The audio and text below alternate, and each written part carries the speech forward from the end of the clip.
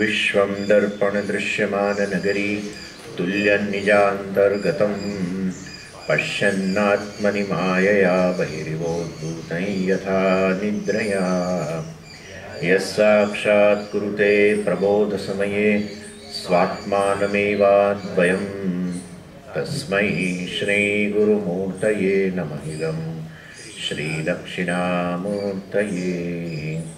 बीजस्यान्तरिवाङ्कुरो जगदिदं प्राङ्निर्विकल्पं पुनः मायाकल्पितदेशकालकलना वैचित्रचित्रीकृतं मायावीव विजृम्भयत्यपि महायोगी वयस्वेच्छया तस्मै श्रीगुरुमूर्तये नमः। इदं श्रीदक्षिणामूर्तये तस्मै श्रीगुरुमूर्तये नमः। इदं श्रीदक्षिणामूर्तये।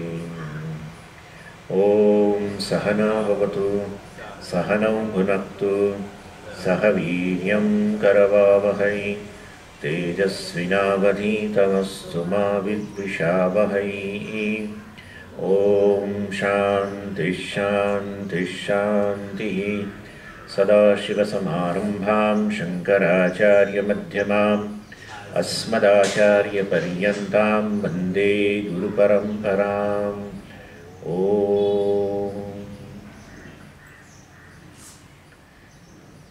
51 श्लोक। बाह्येन्द्रियैस्थूलपदार्थसेवां सच्चन्दनस्त्र्यादिविचित्ररूपां करोति जीवः स्वयमेव तदात्मना तस्मात् प्रशस्तिर्वपुषोऽस्य जागरे। विवेक चूडामणीમાં શ્લોકોમાં ઘણા છંદનો અભાવ છે, એટલે જાણે વાંચતા હોય વાક્ય એવી રીતે જ વાંચવું પડે. એનીવે, એટલે શંકરાચાર્યજી સ્થૂળ શરીરની ચર્ચા કરે છે. સ્થૂળ શરીરને તમારા મનની અંદર સ્થાપિત કરી દેવું છે એમને કે તમે નથી, તમે સ્થૂળ શરીર નથી, આટલું સ્થાપિત કરવું છે. એના માટે બિચારા સ્ટ્રગલ કરી રહ્યા છે. અનાત્મા છે એ કહેવાનો અહીં આશ્રય છે. અને એના માટે થોડું ડાયવર્ઝન પણ કર્યું. સ્થૂળ શરીરને બદલે સ્થૂળ જગતની પણ વાત થોડી જોડે કરી દીધી અને કહ્યું કે આ સ્થૂળ શરીર અને સ્થૂળ જગત બધું જે છે એને વિષય કહેવામાં આવે છે. આ વસ્તુ સમજાવું છું. વિષય એટલે જે વિષ સમાન છે અને વિષય કહેવાય. એટલે સ્થૂળ શરીર એ વિષ સમાન છે અને સ્થૂળ પ્રપંચ પણ વિષ સમાન છે. અને વાસ્તવમાં વિષિનોથી બદનાતી ઇતિ વિષય એવું કહેવાય છે. એટલે જે તમને બાંધે, ખરેખર કશું બાંધતું જ નથી. કશું આ વસ્તુ મને કઈ રીતે બાંધે, આ વસ્તુ કઈ રીતે બાંધે? એની પાસે એવું દોરડું નથી કે મારા ગળામાં ગાળીઓ નાખીને મને લઈ જાય, એવું કશું છે નહીં. સ્થૂળ શરીરે કોઈ દિવસ ના બાંધે. એટલે આ બહુ વેદાંતની આ વિલક્ષણતા છે. દુનિયામાં ક્યાંય નથી આજે આવી વસ્તુ. આખી દુનિયા અને દુનિયામાં રહેલા બધા ધર્મો અને ફિલોસોફીઓ, ખાસ કરીને મેં ક્રિશ્ચિયન ફિલોસોફી, એ હંમેશા કહે કે તમે જે છો એના માટે જવાબદાર જગત છે. અમેરિકાની અંદર તો સાયકિયાટ્રિસ્ટો પાસે જાઓ તમે એટલે પહેલાં તો તમને બધું સાંભળીને કહે કે તું જરાય ખોટો નથી ભાઈ, તારી જે મુશ્કેલીઓ છે એમાં તારો કોઈ વાંક નથી. એટલે સાયકિયાટ્રિસ્ટ તો હવે પરમેનન્ટ એનો માટે, અને પછી કે આ તારે જે મુશ્કેલીઓ છે બધી એના માટે તારા મા બાપ જવાબદાર છે. આ બહુ ખતરનાક વસ્તુ છે ત્યાં. એટલે વાસ્તવની અંદર બધો બ્લેમ મા બાપ પર, બધો બ્લેમ આજુબાજુ પતિ પર, કારણ કે પતિ પત્નીના બહુ માથાકૂટો બહુ છે ત્યાં તો. એટલે બધી જ તમારા અત્યારે જે મુશ્કેલીઓ અનુભવો છો, સાયકોલોજીકલ ઇશ્યુઝ, એ બધા માટે જગત જવાબદાર છે, તું નહીં. તું તો બધી રીતે બરાબર જ છો. તમને વેલિડેટ કરી દે પૂરેપૂરા. આવી સ્થિતિ છે ત્યાં. અને ક્રિશ્ચિયન ફિલોસોફી હોય, બધાએ મુસ્લિમોથી માંડી બધાએ, હિન્દુઓ કાફરો છે, નાવા છે, તેવા છે.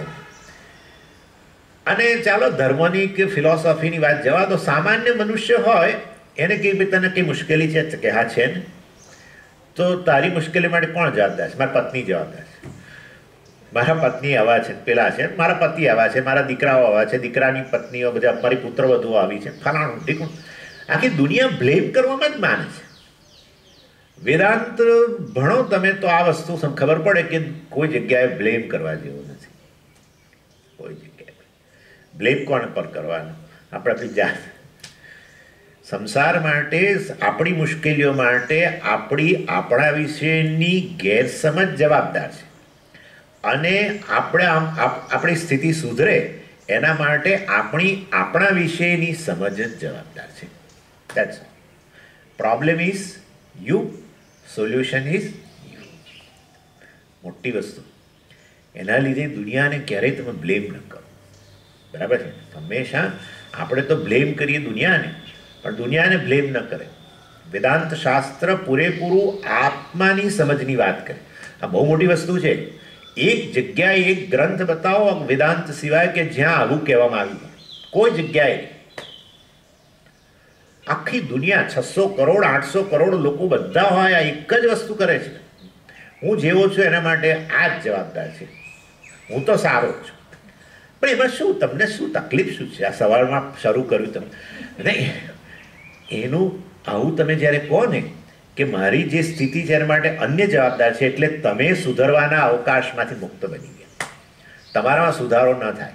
સુધરવું હોય તો દુનિયાએ સુધરવું જોઈએ, મારે નહીં એમ કહે છે એ લોકો.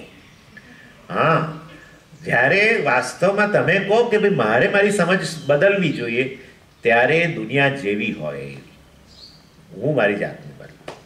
કેટલો મોટો ભેદ વિચાર. અંતે કે પણ એમાં શું છે? દુનિયા સુધરે કે હું સુધરું? બધું સરખું જ છે ને. ના, દુનિયા સુધરી ન શકે. દુનિયા તો જે તાલથી ચાલે છે એ તાલથી જ ચાલતી રહેવાની છે. એવું તમે કેવી રીતે કહી શકો દુનિયા જે તાલે ચાલે છે? એ રામચંદ્રજીના જમાનામાં આવી જ સ્થિતિ હતી.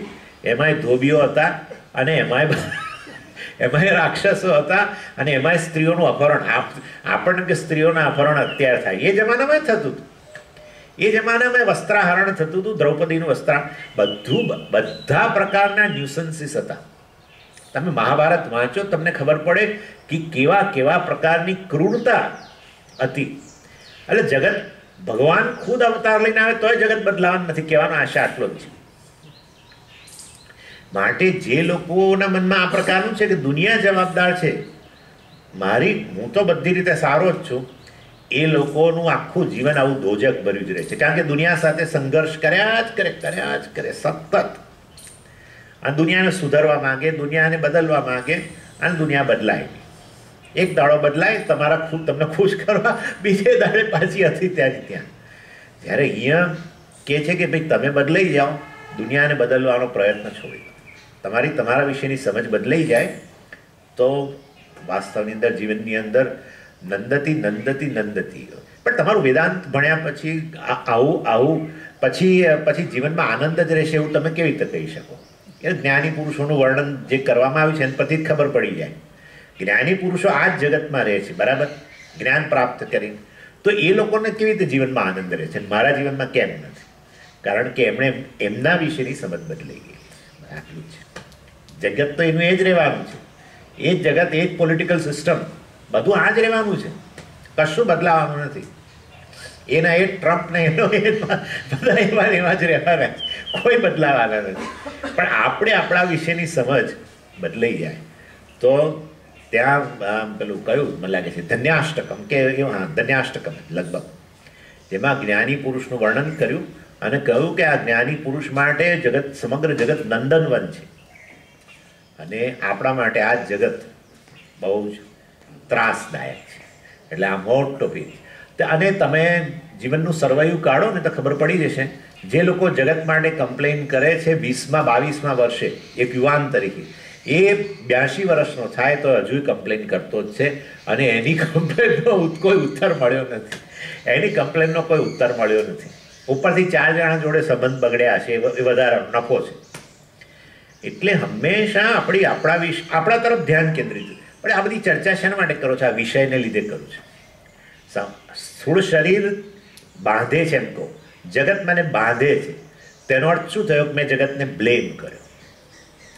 આપણી સમજ બદલાઈ જાય તો તો આ વસ્તુ કોઈ બાંધતી નથી, આપણે જાતે બંધાઈએ છીએ એમ કહેવું જોઈએ. આપણે જાતે બંધાઈએ છીએ, કોઈ આપણને બાંધતું નથી. આપણી મનની દબડાઈને કારણે આપણે બંધાઈએ છીએ. એટલે વાસ્તવની અંદર વેદાંત શાસ્ત્ર કહે છે તમે તમારા તરફ ધ્યાન કેન્દ્રિત કરો અને તમારી આ મનની નબળાઈ દૂર કરો તો જગત તો વિષય નથી રહેતું, જગત પદાર્થના રૂપમાં રહી જાય છે. બે વસ્તુ છે, બે પ્રકારની સૃષ્ટિ ચાલે છે. એક છે ઈશ્વર સૃષ્ટિ અને બીજી છે જીવ સૃષ્ટિ. આનો વિવેક પંચદશીમાં બહુ સ્પષ્ટ કરવામાં આવ્યો. ઈશ્વર સૃષ્ટિ એટલે ઈશ્વરે કોઈ ફેક્ટરીમાં બનાવેલું ઘર નહીં. આ જે છે આ ઈશ્વર સૃષ્ટિ પણ કહી શકાય અને એને જીવ સૃષ્ટિ પણ કહી શકાય. એકનો એક જ પદાર્થ જીવ સૃષ્ટિ પણ ખરો અને આ જ પદાર્થ ઈશ્વર સૃષ્ટિ પણ ખરો, એવું છે. એટલે ઈશ્વર સૃષ્ટિ એટલે શું? આ મટીરિયલ, મૂળ મટીરિયલ તો છેવટે આવ્યું છે કુદરતમાંથી જ, મૂળ. અને એ મટીરિયલ જે છે એ આવ્યું છે જગતમાંથી. એને પછી તમે આવા રૂપમાં લઈ આવ્યા એ બધા નિયમોને આધારે, બરાબર ને? આ આમાંથી પ્લાસ્ટિક બનાવ્યું, પ્લાસ્ટિક માટેનું રો મટીરિયલ જે હોય તે એ છેવટે આવ્યું છે બધું જગતમાંથી, ઈશ્વરના. અને એ નિયમોથી છેવટે તમે પ્લાસ્ટિક બનાવ્યું એ પણ નિયમો કોના છે? ઈશ્વરના જ છે. તમે કોઈ નિયમો તો રચ્યા નથી. એટલે આ વસ્તુ બનાવી શક્યા એ કારણ કે ઈશ્વર સૃષ્ટિમાં રહેલા નિયમોના આધારે. માટે આ પદાર્થ છેવટે ઈશ્વર સૃષ્ટિ છે. સ્વામીજી મેં બનાવ્યું છે, તમે ઈશ્વર સૃષ્ટિ કેમ કહો? પણ બનાવ્યું ભાઈ ખરું, પણ બનાવવાવાળો તું, તારી બુદ્ધિ, આ બધું ઈશ્વરનું સર્જન છે. પછી એ મટીરિયલ, મૂળ રો મટીરિયલ ઈશ્વર, અને એમાંથી જે નિયમોથી તમે બનાવ્યું આ એ નિયમો પણ બધા ઈશ્વરના નિયમો છે, બરાબર? બધું. એટલે એ રીતે ઈશ્વર સૃષ્ટિ. પરંતુ આ વસ્તુ મારા સંપર્કમાં રહે થોડોક વખત, પછી મને એમાં જે આસક્તિ ઉત્પન્ન થાય એ જીવ સૃષ્ટિ, એ જીવ સૃષ્ટિ. અને તમે વિચારી શકો છો કે આ જ્યારે એના પર તમે આવી તેના માટે આસક્તિ વગેરે કરો ત્યારે એને પછી વિષય કહેવાય. આપણે બંધાઈએ. તમે કોઈ પણ વસ્તુ વિશે બહુ સારું ચિંતન કરવાનું શરૂ કરો ને એટલે વિચારવાનું કે આપણે ધીરે ધીરે એ અંદર ઉતરી રહ્યા છીએ, એ ખીણની અંદર ઉતરી. બહુ અતિશય ગુણનું ચિંતન કરો ને તો પછી એમાંથી આસક્તિ ઉત્પન્ન થાય. અતિશય દોષનું ચિંતન કરો તો દ્વેષ ઉત્પન્ન થાય, તોય મુશ્કેલી. એટલે રાગ અને દ્વેષ સહિત તમે જ્યારે આ વસ્તુને જુઓ ત્યારે જીવ સૃષ્ટિ બની ગઈ. રાગ દ્વેષ રહિત તમે આ વસ્તુને જુઓ તો એ ઈશ્વર સૃષ્ટિ બની ગઈ. ઈશ્વર સૃષ્ટિમાં આને પદાર્થ કહેવાય, જીવ સૃષ્ટિમાં એને વિષય કહેવાય. કારણ કે એ બાંધે છે. તો બાંધે છે કોણ? મારા રાગ દ્વેષ બાંધે છે. તો રાગ દ્વેષ મારી ઉપજ છે કે એની ઉપજ છે? સમજી ગયા? અને એ રીતે વાસ્તવમાં જીવ જે છે પોતે બંધાય છે, પોતાના રાગદ્વેષ રૂપી દોરડા દ્વારા બંધાય છે, એમ કહે છે. એટલે આ અહીંયા મતલબ અજ્ઞાની માટે આ વસ્તુ તો, જ્ઞાનીનો તો પ્રશ્ન જ નથી, પણ અજ્ઞાની આ રીતે અજ્ઞાન દ્વારા એની સાથે બંધાય છે રાગદ્વેષ વગેરે દ્વારા. એટલે આ એક મુદ્દો ગઈકાલે રહી ગયો તો એ મેં ચર્ચી લીધો. બીજું શંકરાચાર્યજી હવે અહીંયા નવો એક ટોપિક ચર્ચે છે અહીંયા, અને કહે છે કે આ જે અનુભવ છે જાગ્રત અવસ્થાની અંદર, આ સ્થૂળ શરીરનો વગેરેનો અનુભવ છે જાગ્રત અવસ્થાની અંદર, એ વાસ્તવમાં જાગ્રત અવસ્થાનો જે અનુભવ છે એ કોના થકી છે? સ્થૂળ શરીર થકી છે. હવે જ્યારે હું કહું ને કે સ્થૂળ શરીર, આ એક બીજો મુદ્દો પણ ગઈકાલે રહી ગયો એટલે એ પણ આજે ક્લેરિફાય કરી દઉં. સ્થૂળ શરીર થકી સ્થૂળ જગતનો અનુભવ છે જાગ્રત અવસ્થા. એટલે કોઈકને એવો પ્રશ્ન થાય કે સૂક્ષ્મ શરીર વગેરેની કોઈ જરૂર નથી કે શું? સૂક્ષ્મ શરીર વગેરે અનુભવ જ ન થાય ને? એ તો ગઈકાલે પણ મેં જો કે થોડું કહ્યું હતું. એટલે સૂક્ષ્મ શરીર તો ખરું જ, કારણ શરીર પણ ખરું, પરંતુ આ ત્રણ શરીરોની અંદર જાગ્રત અવસ્થામાં સ્થૂળ શરીરની પ્રધાનતા, બસ આટલું. સ્થૂળ શરીરની પ્રધાનતા, પ્રિડોમિનન્સ. ડોમિનન્સ કોણ? સ્થૂળ શરીર. શેના માટે? સ્થૂળ જગતના અનુભવ માટે, બસ એટલું. એટલે ત્રણેય શરીરો ખરા, પરંતુ વાસ્તવની અંદર સ્થૂળ શરીરની પ્રધાનતા. સ્થૂળ શરીરની ગેરહાજરીમાં સ્થૂળ જગતનો અનુભવ ન થાય. બીજા બે શરીરો હોય તો એમ. એટલે ત્રણેય શરીરો ખરા, પરંતુ સ્થૂળ શરીરની પ્રિડોમિનન્સ.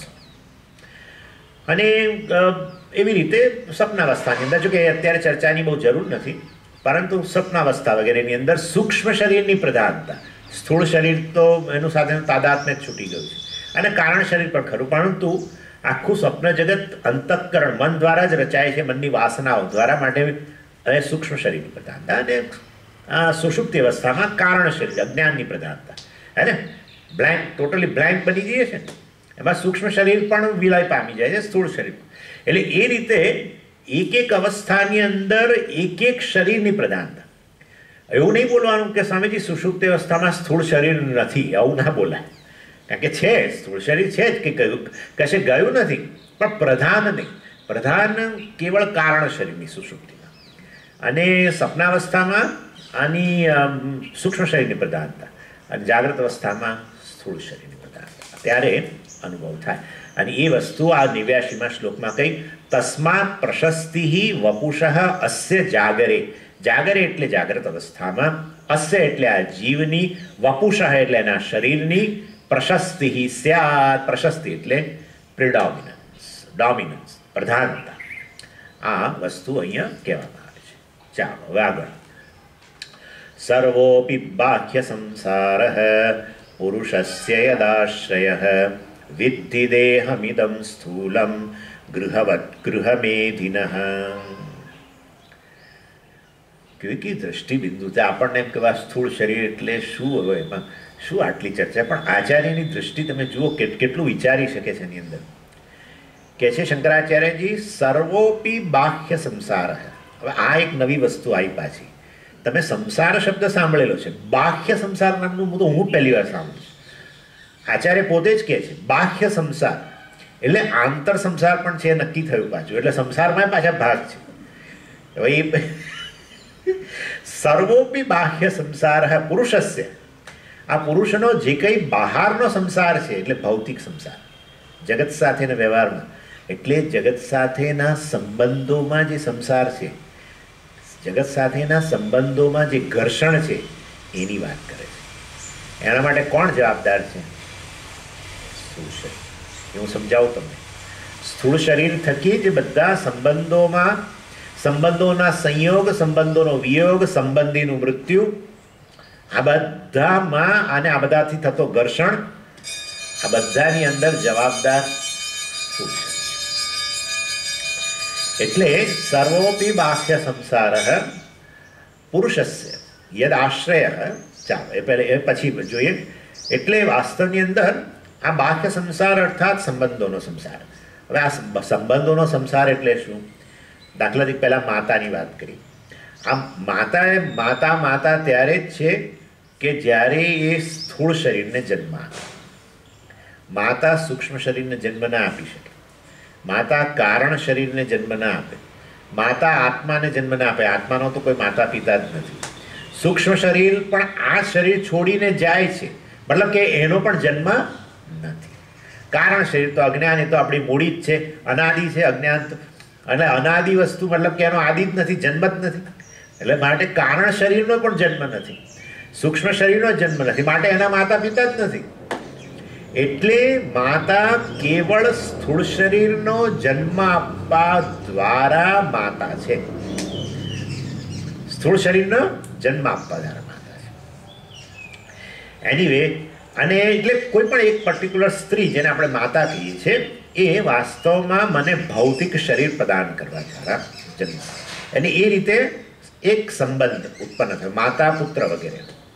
અને પછી એમાંથી સંસાર ઉત્પન્ન થયો, માનો વિયોગ થાય, મૃત્યુ વગેરે થાય, તો થાય ને, શોક ઉત્પન્ન થાય. અને સંયોગમાં ઘણી વાર મુશ્કેલી હોય. સંયોગમાં એમાં બહેનોને ખાસ મુશ્કેલી હોય છે. એટલે આ પાછું કે એટલે આ તો સાંભળેલું છે કે આ અમારે બધું કામ કરવાનું ને અમારે પર કોઈ પક્ષપાત નહીં. ના, છોકરાઓની વાત આવે ને, પોતાના દીકરાઓની વાત આવે ને તો તરત પક્ષ લઈને એમને છૂટી. આવું બોલતા હોય છે. માઓ બધી આવું બોલે કે અમારો પક્ષ ના લે. દીકરીઓ હંમેશા આવું કે અમારો પક્ષ ના લે. આ છોકરાઓ બધા એમનો પક્ષ લઈને એમને છોડી મૂકે, એમનો કોઈ દોષ ના જુએ વગેરે વગેરે. એટલે બહેનોને મતલબ કે દીકરીઓને પણ આવું પ્રકારની અનુનામાં સંસાર એટલે કોઈ પ્રકારે ઘર્ષણ ઉત્પન્ન થવું, મર્યાદા ઉત્પન્ન થવી, શોક ઉત્પન્ન થવો. એટલે આ માના સંબંધમાં એટલે મા સંબંધી બની, માના રૂપમાં. શેના થકી? સ્થૂળ શરીરને જન્મ આપ્યો, અને એમાંથી પછી આગળ સંસાર ઉત્પન્ન થયો. એટલે સંસારનું કારણ મા નહીં, સંસારનું કારણ વાસ્તવમાં જે છે એ છેવટે આ સ્થૂળ શરીર છે.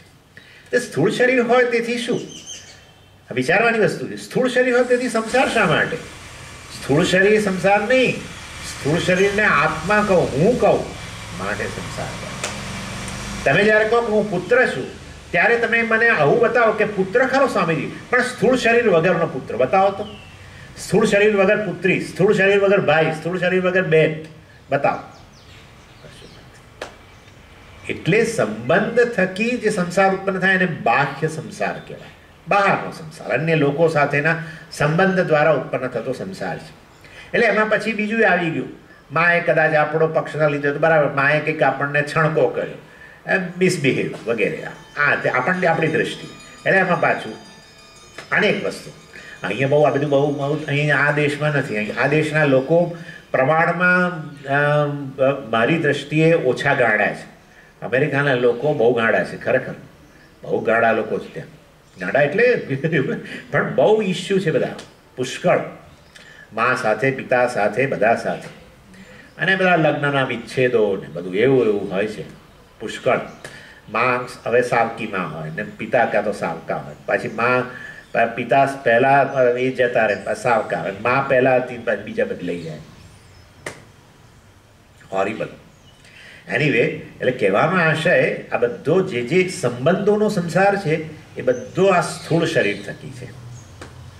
અને એમાં બહુ મોટો સંસાર છે, એનું નામ બાહ્ય સંસાર. એટલે કહે છે કે તમે આ સ્થૂળ શરીરને વળગેલા રહો છો, પણ અહીંયા જે બધું અનુભવો છો, જે અનુભવો છો સંબંધોમાં, એ બધું આના થકી છે.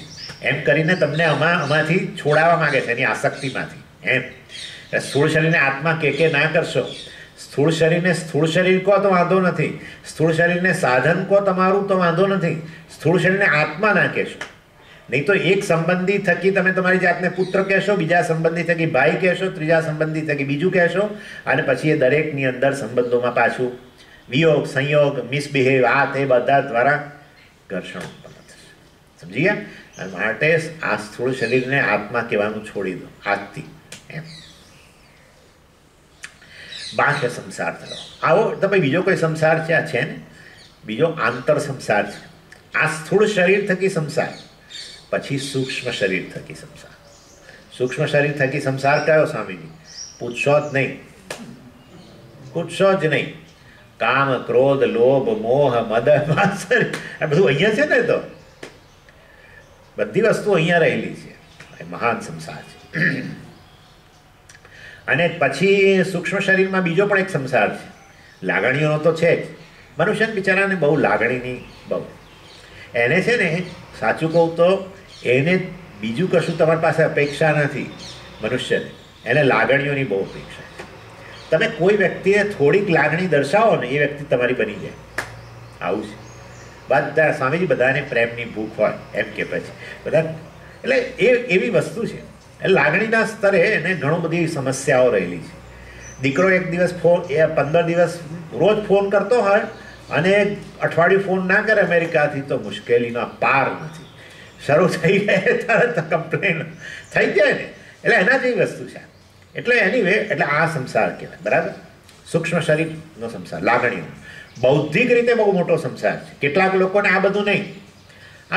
અમે આ બધી ચિંતા કરતા નથી. આ બધું લાગણી વેડા એમ કે પાછા લાગણી વેડા.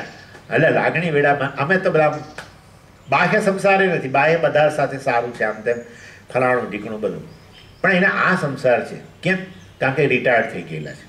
રિટાયર્ડ થયા છે એટલે સવારે પેપર વાંચવાનું શરૂ કરે, અને પહેલા પાનાથી શરૂ કરે અને છેલ્લા પાના સુધી વાંચે. આટલું બધું અંદર ગયું. હવે એ બધું અંદર ઉત્પાત મચાવે છે. બધું ઉત્પાત મચાવે છે. આવું કેમ? ફલાણાએ પણ આ નરેન્દ્ર મોદીએ આ વસ્તુ ફાર્મર શું કહેલું, ખેડૂત આંદોલનને આટલું લંબાવ્યું કેમ? પેલાએ આમ કર્યું કેમ? આ ખેડૂતો આંદોલન કરે જ કેમ? પેલું કેમ થાય? ટ્રમ્પ કેમ રાજીનામું ના? પેલું કેમ ના? આ ના થાય, કેમ ના થાય? આ બધો બૌદ્ધિક સંસાર છે. અને આ બધું તો બરાબર છે, પણ જો થોડુંક આવા સ્વામીઓના સંપર્કમાં હોય તો બીજો સંસાર શરૂ થાય.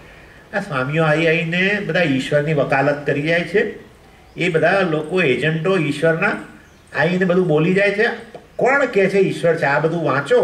મારે એમ કે એકવાર અંદર આ બધું, અને સેલ્ફ મર્મરિંગ અંદર ને અંદર બોલ્યા જ કરતો હોય કે આ બધું મારે વંચાવવું છે એકવાર સ્વામી, કે આવું બધું આ જગતમાં ચાલે છે અને તમે કહો છો ઈશ્વર છે, અહીંયા જગત બ્રહ્મ છે, ફલાણું છે, ઢીકણું છે, આ ક્યાં બધું? સમજ્યા તમે? એટલે કહેવાનો આશય એ છે, આ બધો બૌદ્ધિક સંસાર કહેવાય. આ બધા પ્રશ્નોના ઉત્તર મળતા નથી. અન્યાય છે જગતમાં, ચારે બાજુ અન્યાય છે. અને આ આવીને એ કહે છે બધું બ્રહ્મ છે, ફલાણું છે, ઢીકણું છે, એટલે બહુ તકલીફ થાય અંદર. આ બધા પિતૃઓને બધું પહોંચે છે કે નથી પહોંચતું? આ બધું ખરું કે આ બધા બ્રાહ્મણો બધું ઊભું કરી લાગે છે. મને આ સ્વામીજી મને બધાનો ઉત્તર નથી મળતા. એમને બૌદ્ધિક સંસાર બહુ સુંદર વસ્તુ છે, બીજી બધું નથી નડતું. એમને લાગણીની સમસ્યાઓ નડતું, બહારના સંબંધો નથી નડતા, પણ આ બહુ નડે છે. આ બધાના ઉત્તર ન મળે ત્યાં સુધી મન આપણું આમ સેટલ નથી થતું. આ બધા એટલે બાહ્ય સંસાર સ્થૂળ શરીરની દ્રષ્ટિએ, સૂક્ષ્મ શરીરની દ્રષ્ટિએ બે, લાગણીનું, બૌદ્ધિક, અને કારણ શરીર તો પૂછશો જ નહીં. મૂળ જનની જે છે, સંસારની જનની આ અવિદ્યા છે. એટલા માટે ગાંધારી, હા, ગાંધારીએ 100 પુત્રોને જન્મ આપ્યો. એ ગાંધારીએ શું કરેલું છે? હા, આંખના પાટા, મતલબ અજ્ઞાન. આવું છે ગાંધારી, એટલે પાટા બાંધેલા છે, કશું દેખાતું નથી, અજ્ઞાન, અજાણ છે બિલકુલ. એ અજ્ઞાન જે છે એ જ ગાંધારી છે. પ્રત્યેકમાં રહેલો અજ્ઞાન મૂળ સંસારનું કારણ જ અજ્ઞાન છે. અને માટે કારણ શરીર પણ સંસાર.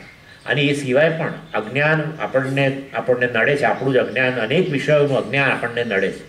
એ દ્રષ્ટિએ કહો તો પણ અજ્ઞાન સંસારનું કારણ છે. અને માટે પ્રત્યેક શરીર સંસારમાં કોન્ટ્રીબ્યુશન આપે છે. અને માટે શરીરને ક્યારેય આત્મા કહેવો ન જોઈએ.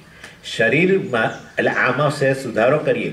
શરીર સંસારનું કારણ નથી, શરીરમાં આત્મબુદ્ધિ સંસારનું કારણ છે. શરીર તો સુષુપ્તિમાં રહેલું જ છે, પરંતુ શરીરમાંથી આત્મભાવ જતો રહ્યો છે, તો પછી કોઈ સંબંધો નથી. અને સંબંધોમાં રહેલો સંયોગ, વિયોગ ને મિસબિહેવ ને ફલાણું ઢીકણું ને કશું નથી. એટલે શરીર સંસારનું કારણ ન કહેવું જોઈએ, શરીરમાં આત્મભાવ સંસારનું. તમારે શંકરાચાર્યજી કહે છે, બને એટલો ઝડપથી એમાંથી મુક્ત થા. બને એટલો, હું તને રોજે રોજ તો મુક્ત કરું છું સુષુપ્તિમાં, પણ એ પૂરતું નથી. કારણ કે સુષુપ્તિમાં મુક્ત કરું છું, પણ તારું અજ્ઞાન કે આ શરીર અનાત્મા છે, એ વસ્તુથી તું અજાણ છું. તારું વાસ્તવિક સ્વરૂપ આ ત્રણેય શરીરથી વિલક્ષણ છે, એ વસ્તુ તું જાણતો નથી. એ અજ્ઞાન અકબંધ રહે છે સુષુપ્તિની અંદર. અને માટે જાગ્રત અવસ્થાની અંદર તું આ ત્રણેય શરીરોને અનાત્માના રૂપમાં જાણીને આ સંસારમાંથી મુક્ત થાય. અને સંસાર એટલે જ દુઃખ. સંસારનું નામ શોક, સંસારનું નામ સંઘર્ષ, સંસારનું નામ લાચારી. મા બાપ લાચાર, છોકરાઓ લાચાર, બધા લાચારી અનુભવે છે. એક લોકો, હા, સંબંધોમાં બધા જ લોકોને લાચારીનો અનુભવ થાય છે. નથી ગમતી, પણ શું કરીએ સ્વામીજી, શું કરીએ? હવે અમારે તો બહુ ક્લાસ ભરવા છે, પણ હવે અમારે તો આ દીકરાને ત્યાં દીકરી આવે, દીકરાને ત્યાં દીકરી આવે, દીકરાને ત્યાં ફલાણા, દીકરાને ત્યાં દીકરી આવી, તો એ પાછું એનું પાછું ચાલુ બેબી સિટિંગ, ફલાણું ઢીકણું, હા, તે બધું ચાલુ જ રહે છે, જતું જ નથી. એક્ઝામ્પલ છે ભાઈ, કોઈ પોતાના પર લેતું નહીં. It's just an example. In short, આપણે સ્થૂળ શરીર થકી જ્યારે આપણો સંબંધ બતાવીએ, આપણી ઓળખાણ સ્થૂળ શરીર થકી, સૂક્ષ્મ શરીર થકી, કારણ શરીર થકી, તો આ વસ્તુ ચાલુ જ રહે છે, સંસાર ચાલુ રહે છે. અને સંસારમાંથી નિવૃત્તિ મનુષ્ય જન્મથી ઈચ્છે છે. દુઃખમાંથી, મર્યાદામાંથી નિવૃત્તિ, સંઘર્ષમાંથી નિવૃત્તિ બધા જ લોકો છે. સંઘર્ષની એક મર્યાદા હોય છે, મનના સ્તરે સંઘર્ષની એક મર્યાદા હોય છે, એક થ્રેશોલ્ડ. એનાથી બહાર નીકળી જાઓ પછી સાયકાટ્રિસ્ટની મદદ લેવી પડે છે. આ સ્થિતિ આવી જાય છે, એટલી બધી ખરાબ સ્થિતિ હોય છે. સારું છે આ દેશમાં નથી. એનું કારણ ક્યારેક મેં જણાવ્યું છે, આમ તો 18મા અધ્યાય જે લોકો સાંભળે છે એ લોકોને મેં બતાવ્યું છે કે અમેરિકાના લોકો અને અહીંના લોકો વચ્ચે ગાણપણમાં જે ફેર છે એનું કારણ શું છે. અહીંના લોકો પ્રમાણમાં હસી શકે છે, કશું ના હોય, બિચારો ઝૂંપડીમાં બહાર રહેતો હોય, પણ એ તમે જતા આવતા હોય તો તમને હાથ ઊંચા કરે ને કંઈક સ્માઇલ આપે. ત્યાંના લોકો જે છે એ ભારે ખમ થઈ ગયા છે બધા. એનું કારણ બધી સંપત્તિ વચ્ચે પણ આ લોકો ભારેખમ છે, કારણ કે જીવનની અંદર ધર્મ નથી, ધાર્મિકતા નથી. ધાર્મિકતા વ્યક્તિને સેનિટી આપે, વ્યક્તિનું માનસિક સંતુલન જાળવે. ધાર્મિકતા ન હોય ને જીવનમાં તો સંતુલન જાળવવું અઘરું છે, બહુ અઘરું છે. ચાલો, એનીવે, એટલે અહીંયા કહ્યું સર્વોપી બાહ્ય પુરુષસ્ય બાહ્ય સંસાર. અને એમાં 3 શરીરોમાં મુખ્યત્વે અમે કહ્યું પ્રમાણે આ સ્થૂળ શરીર સંબંધી ચિંતાઓ બધી કે સંસાર બહુ ઘણો વધારે છે. અને એમાંથી મુક્ત બનો પછી સૂક્ષ્મ શરીરના સ્તરે પાછળ જે સંસાર છે એમાંથી નિવૃત્ત થવું પડે. કારણ કે આપણે તો હું સંસારે મુક્ત છું એ જાણવાનું એમ નામ જ્ઞાન છે. હું આત્મા સંસારથી મુક્ત છું એ જાણવાનું નામ જ જ્ઞાન છે. માટે એક પછી એક આ શરીરના તાદાત્મ્યમાંથી મુક્ત થવું બહુ જરૂરી છે, તો તમે સંસારમાંથી મુક્ત થઈ શકો. હવે આ તો બરાબર છે, પરંતુ એમને પણ વેદાંત ન જાણો તો પણ તમે સંસારમાંથી મુક્ત રહી શકો છો થોડા ઘણા અંશે. એટલીસ્ટ સ્થૂળ શરીરના સંસારમાંથી તો મુક્ત બની જ શકો છો. વેદાંતને જાણ્યા વગર? હા, વેદાંત જાણે. એ વસ્તુ તો વેદાંતે કહી જ નથી, એ તો વેદના પૂર્વ ભાગમાં જ થઈ ગયું નક્કી કે તમે સ્થૂળ શરીર નથી. શું વાત કરો છો? હા, એવું છે. હા, એવું છે. તમે યજ્ઞ કરો, યજ્ઞ કરીને શું શું મેળવવું? સાંજે પુણ્ય. કેમ પુણ્ય મેળવવું છે? ભાઈ, નવો જન્મ તો સારો આવે. આ વખતે તો જે આવ્યું તે ખરું, જે શરીર મળ્યું તે, પણ હવે નવો જન્મ. કેમ નવો જન્મ? તમે તો શરીર છો, તો તમે તો જ્યારે આ શરીરનો નાશ થશે તો તમારો નાશ થઈ જવાનો છે. નવા જન્મની તમારે ક્યાંથી વાત આવે? ના, મારો નવો જન્મ, પુનર્જન્મ થવાનો છે. એનો અર્થ કે આ સ્થૂળ શરીરના પતન પછી પણ હું ચાલુ, તો પછી તમે સ્થૂળ શરીર નથી, નક્કી થઈ ગયું. એટલે વાસ્તવમાં જે લોકો કર્મકાંડને વરેલા છે, જે લોકો ધાર્મિક જીવનને વરેલા છે, જે લોકો વાસ્તવમાં આ બધા પૂજા પાઠ કે આ બધી વસ્તુઓને વરેલા છે, જેથી એમ કે ભવિષ્ય માટે અમે પૂંજી ઊભી કરીએ છીએ એવું કહે છે, તો એ લોકો પણ ઇનડાયરેક્ટલી કહી રહ્યા છે કે હું સ્થૂળ શરીર નથી. એમાં વેદાંતની જરૂર જ નથી. એટલે હું સ્થૂળ શરીર નથી એવું તો માત્ર આપણા વેદના પૂર્વ ભાગમાંથી જ નક્કી થઈ જાય છે. અને એટલું જ નહીં, આ બાહ્ય સંસારે નથી પછી તો. કારણ કે જો આ શરીર છોડીને જવાનો હોઉં તો પછી મારા માતા પિતા આ જન્મના છે, એ આ જન્મમાં જ છે, બરાબર ને? એ બધું નક્કી જ થયું ને આપોઆપ જ. ભવિષ્યમાં પછી જ્યાં જન્મ મળે એ માતા પિતા વગેરે. એટલે સંબંધો થકી જે બધું ઉત્પન્ન થાય છે એ સંસાર પણ આ સ્થૂળ શરીર થકી છે, નક્કી થાય છે ને આ સ્થૂળ શરીર નથી. માટે બાહ્ય સંસાર આપોઆપ જ નિવૃત્ત થઈ જાય છે. એનીવે, અને એટલે આ કર્મકાંડ દ્વારા આટલું નક્કી થાય છે. પછી તો બધું ઇવન બીજું વધારે પણ ખરું, શ્રાદ્ધ તર્પણ વગેરે પણ ખરું. કારણ કે શ્રાદ્ધ તર્પણ તમે કરો એના દ્વારા નક્કી થયું કે વ્યક્તિ ખરેખર તો એનું સ્થૂળ શરીર અહીંયા નાશ પામ્યું છે. એ વ્યક્તિએ તો વિદાય લઈને અન્ય શરીર કે ન શરીર ધારણ કર્યું હોય તો પણ એ વ્યક્તિ હાજર છે. નહીં તો તમે શ્રાદ્ધ તર્પણ કરો જ નહીં ને. સ્થૂળ શરીર આત્મા હોય તો એને તો તમે ત્યાં સ્મશાનમાં બાળીને આવે. તો હવે આ શ્રાદ્ધ તર્પણ કોના માટે છે? શ્રાદ્ધ તર્પણ જેના માટે કરો છો એ વ્યક્તિ સ્થૂળ શરીરના નાશ પછી પણ ચાલુ રહે છે, નક્કી થઈ ગયું ને, તો એના માટે અર્પણ કરવા માટે કરો. અને માટે આ બધું આપણે જે ધાર્મિક વસ્તુઓ છે ને, એક કર્મકાંડ જેને કહેવાય, એ વસ્તુઓ નિશ્ચિત કરે છે કે હું સ્થૂળ શરીર નથી. અને આટલું નક્કી થઈ જાય તો એ બહારનો સંસાર, આ સંબંધોનો સંસાર વગેરેમાંથી મુક્ત બની જાય. એનીવે, એટલે આ પહેલી વસ્તુ. પછી એટલે કે છે ઇદમ સ્થૂલ શરીરમ ઇદમ સ્થૂલ દેહમ ગૃહવત વિદ્ધિ. ગૃહવત કેવું સરસ ઉદાહરણ આપે છે કે આ જે આ સ્થૂળ શરીર છે એને તમે હવે ઘરના રૂપમાં જાણો. કારણ કે આ તો કર્મકાંડમાંથી જ નક્કી થઈ જાય છે કે આ તમને આપવામાં આવેલું છે, તમે આ છોડીને જાઓ છો વગેરે વગેરે. એટલે ગૃહવત વેદતી એટલે તમે વાસ્તવની અંદર તમારા માટે એક રેન્ટેડ રેસિડન્સ છે. રેન્ટેડ, માલિક નહીં. હા ભાઈ, માલિક તો નહીં જ. કારણ કે આ છોડાવ ગમે ત્યારે આપણને છોડાવી દે છે, આપણા પાસેથી લઈ જાય છે. હા, તમે 15,000 પેલું કર્યું 35,000 ફૂટની ઊંચાઈએ ઉડતા હો અને તમને કે છોડી દો, છોડાવી દે ત્યાં ઉપર, નીચે દરિયાની અંદર છોડાવી દે. શાર્કનું ભક્ષણ કરાવી, શાર્કને માટે ખોરાક બનાવડાવીને ગમે ત્યાં છોડાવે.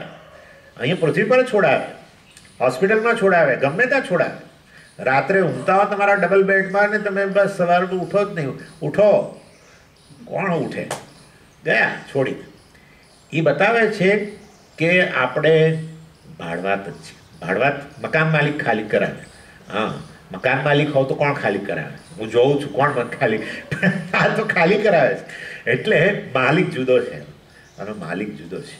અને 60 વર્ષ માટે 60 વર્ષના ભાડા પટ્ટે, 55 વર્ષના ભાડા પટ્ટે, 99 વર્ષના ભાડા પટ્ટે આપવામાં આવ્યું છે. ભાડા પટ્ટે આપવામાં આવેલું છે આ વસ્તુ બધી બહુ મહત્વની છે. આ તમે ભાડાના ઘરની અંદર કોઈ આસક્તિ હોય? કદી નથી હોતી. જોજો ઘર, જો મને રાજેશ આ મકાનમાં એક્ઝામ્પલ આપું છું, રાજેશ જો મારા નામે કરે ને તો મારો આખો અભિગમ બદલાઈ જાય. હા, હવે જરા પેલું ફરાણ બહાર કચરો, આ દિવાલો રંગી નાખવા. અહીંયા અંદર ગમે એટલી મુશ્કેલી, મને કોઈ ચિંતા નહીં. જો અહીં મારે આવીને રહેવાનું ખાલી આ રીતે જવા આવવાનું હોય તો કોઈ રાજેશ કે હવે આ તમારા નામે છે. આ એક્ઝામ્પલ આપું છું. તો હવે સ્વામી આખો અભિગમ બદલાઈ ગયો. આસક્તિ એટલે કે છે ગૃહવત વિત્તિ, ઘર જ છે. અને તમે જો એને આ રીતે તમારું ભાડાનું ઘર નહીં માનો તો તમે હેરાન થશો. જે હકીકત છે એ કદી બદલાતી નથી. તમે જાણો કે ન જાણો, તમે જાણો કે ન જાણો, શું ફેર પડે છે? ખાલી કરાવીશું. ભગવાન કહે છે મેં તને ભાડા પેટે આપ્યું છે કારણ કે તું, એટલા માટે મેં તને ભાડા પેટે આપ્યું છે કે તારી કઈ લાયકાત હતી માટે. બધાને નથી મળતું. અત્યારે અહીંયા મચ્છર ઉડી રહ્યો છે, એની લાયકાત નથી. એને આ દેહ મળી શકે? એક જીવ છે, અંદર પ્રવેશ્યો છે શરીરમાં નથી. એટલે તને લાયકાત છે એટલે આટલું સારું ઘર આપ્યું છે અને તે એનો ઉપયોગ, દુરુપયોગ કર્યો. માટે આસક્તિ ન રાખ. ગમે ત્યારે હું છોડાવી દઈશ તને, ગમે ત્યારે તારી પાસે લઈ લઈશ. કારણ કે તું જો ખાલી નહીં કરવા માંગતો હો તો હું તને બળજબરીથી ખાલી કરાવીશ. બળજબરી ખાલી કરાવ લિટરલી ખતરનાક છે. કોઈની હિંમત નથી આ દુનિયાની અંદર. એ અંબાણી હોય કે ગમે તે હોય, સો વોટ. કોઈને પેલો કોણ સ્ટીવ જોબ્સ મને લાગે છે, 57 વર્ષનો, કેવો દુનિયાનો કેટલો પાવરફુલ માણસ, બૌદ્ધિક રીતે ને બધી રીતે ખાલી કરાય, વહેલું ખાલી કરાય. કેટલા અભિનેતાઓ અભિનેત્રીઓ 30 વર્ષે 32 વર્ષે 35 વર્ષે કેવા રૂપના અંબાર નોકઆઉટ. ઈશ્વરની સામે પડવું. અમે ગઈકાલે વાત કરતો હતો, વિચારો તમે કે આ વાયરસ આવ્યો છે, ખતરનાક વાયરસ. ઇનફેક્ટ એ જીવ નથી, એ એક જડ વસ્તુ છે આમ તો, પણ એ અમુક માધ્યમની અંદર એક જીવિત વસ્તુ હોય એવી રીતે કામ કરે. ઈશ્વરની અભિવ્યક્તિ છે આ બાય. આવું કહેવું બહુ, નહીં તો ઈશ્વર સામે દ્વેષ થાય એટલે નથી બોલતો, પણ ઈશ્વરની અભિવ્યક્તિ છે. આખું વર્લ્ડ બામમાં આવી ગયું છે ત્યારે. તમે ને મેં નહીં જોયું હોય એવી ઘટનાઓ જોઈ રહ્યા છો, અને જોઈ રહ્યા છો ટેમ્પરરી નહીં. હવે આ જગત ઘણા અંશે બદલાઈ જવાનું છે, પરમાનન્ટ. નવો પેન્ડેમિક નહીં આવે ત્યાં સુધી બદલાઈ જવાનું છે, યાદ રાખજો. ઘણા બધા બિઝનેસીસ બંધ થઈ ગયા અને બંધ થઈ જવાના છે પરમાનન્ટલી. ઘણા નવા બિઝનેસીસ ખુલવાના છે, બધું થવાનું. આખી દુનિયા બદલાઈ જશે. આટલું ટાઈમી વાયરસ, આ ઈશ્વરની મહાનતા છે, શક્તિશાળી. ઇન શોર્ટ કે આ એવો મકાન માલિક છે એની સામે પડાય એવું નથી. તમે ત્યારે ખાલી કરાવે. ગમે એવું શરીર, શ્રેષ્ઠ ઘર આપીને ખાલી કરાવે છે આ માણસ. એટલે શાના માટે પણ તમે કહી રહ્યા છો? અમારામાં કોઈ ઇમોશન ઊભી કરવાનો પ્રયત્ન ના કરો. ઇમોશનલ લોજિક કહેવાય, એવો કરવાનો પ્રયત્ન ન કરો. એટલા માટે કહું છું કે રેસિડન્સનો નાશ થાય. રેસિડન્સના નાશથી રેસિડન્ટનો નાશ ન થાય.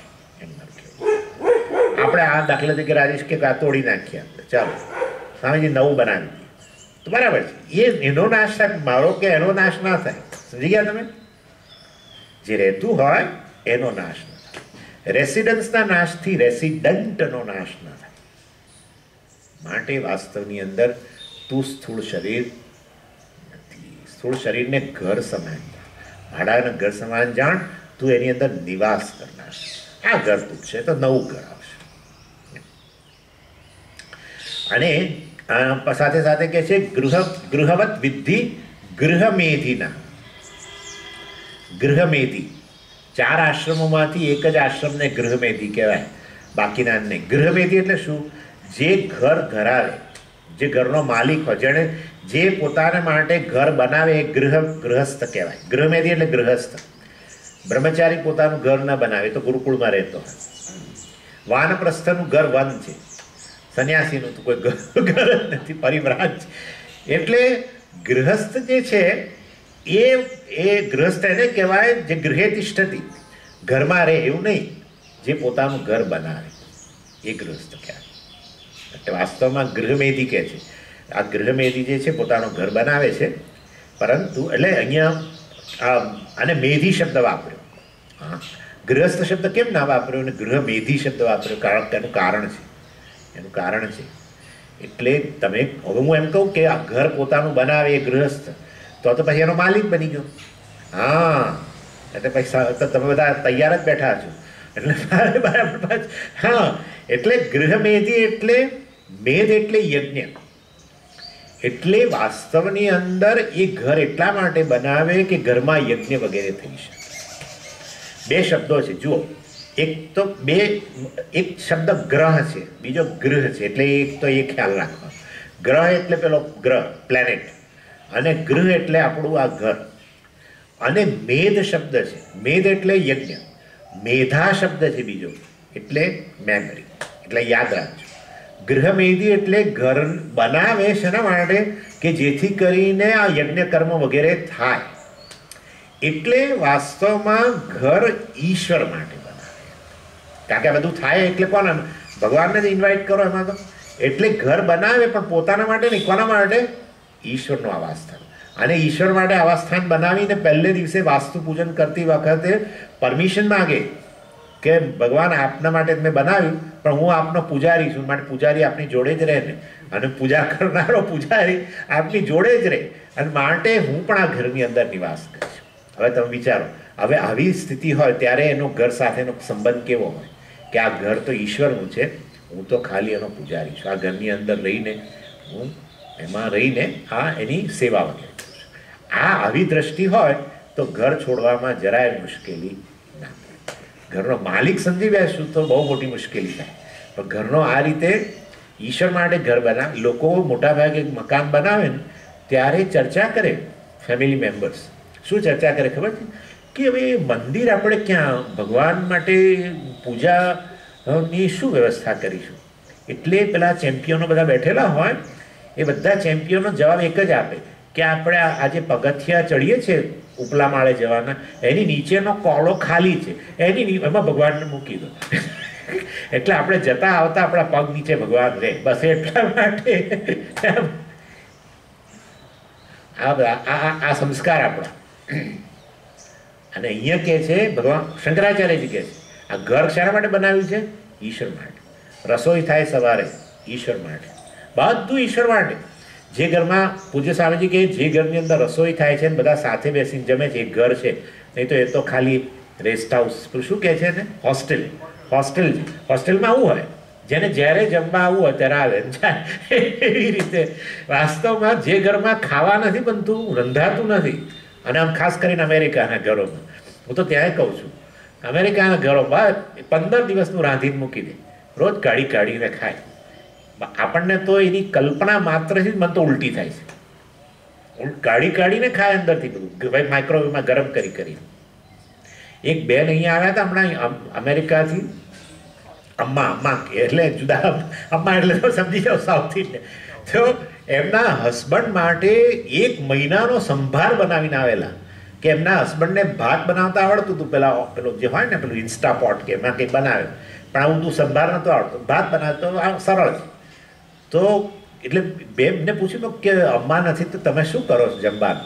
તે કે બનાવીને ગયા સંભાર 1 મહિના પેલા ફ્રીઝરમાં મૂકીને, અને એમાંથી થોડો કાઢીને ખાય છે, ભાત બનાવી. વિચારો, પૂજ્ય સ્વામીજી કહે છે કે જે ઘરમાં રસોઈ નથી થતી, મતલબ કિચન નથી, જ્યાં આ પ્રકારે અગ્નિનું આવાહન વગેરે થઈને જ્યાં બનતું નથી, અને જ્યાં ઘરના વ્યક્તિઓ સાથે બેસીને જમતા નથી, એ ઘર નથી.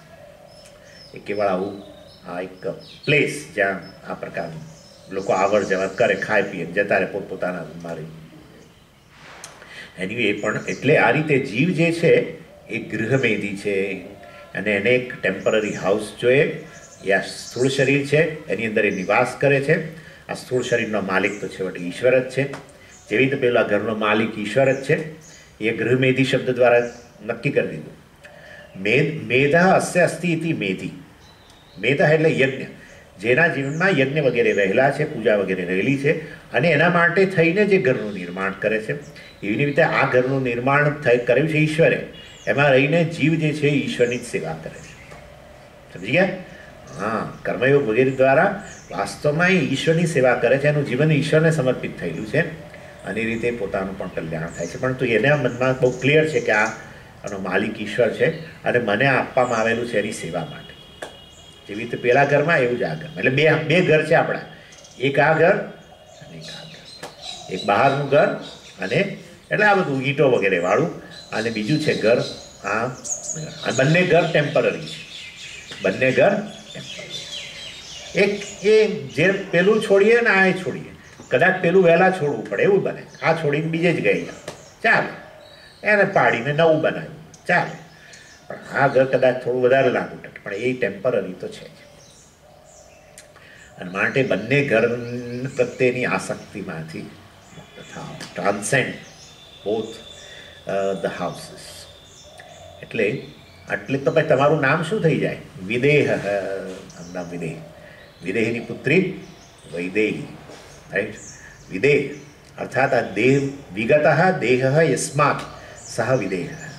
જનક રાજા જે છે એમણે આ આત્મજ્ઞાન પ્રાપ્ત કર્યું ને પોતાને વિદેહ કહેતા હતા. અર્થાત દેહ હું નથી, હું દેહ નથી, એ પ્રકારનું સ્પષ્ટ જ્ઞાન એમના વિદેહ.